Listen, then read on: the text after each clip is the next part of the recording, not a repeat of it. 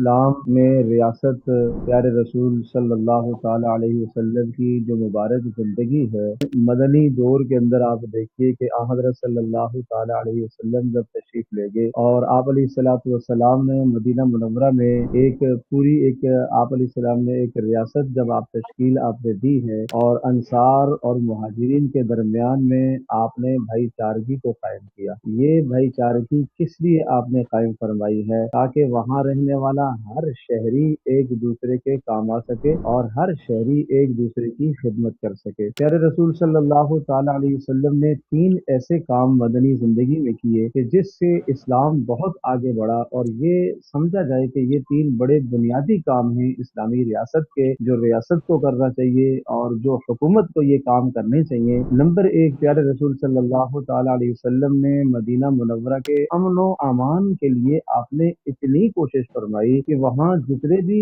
قرب و جوار کے قبائل تھے، آپ علیہ الصلوۃ والسلام نے ان قبائل سے ایک حد تک کے ایسے معاہدے کیے کہ جن قبائل کے مشرکین سے مراسم ہے،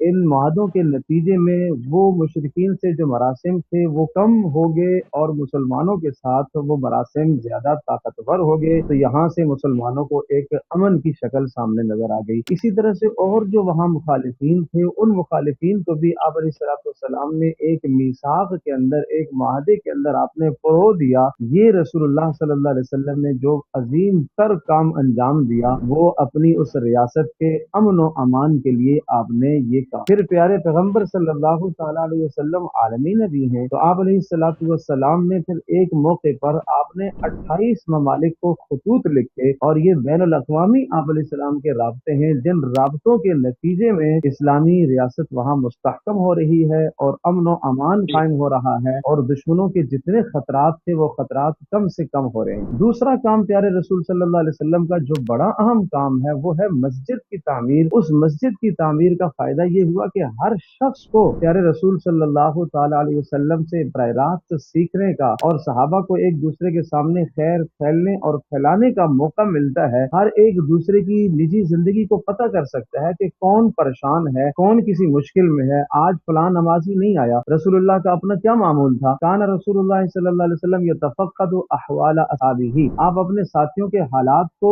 آپ جانچنے کی کوشش فرماتے تھے۔ یہ ریاست کی ذمہ داری ہے کہ اپنے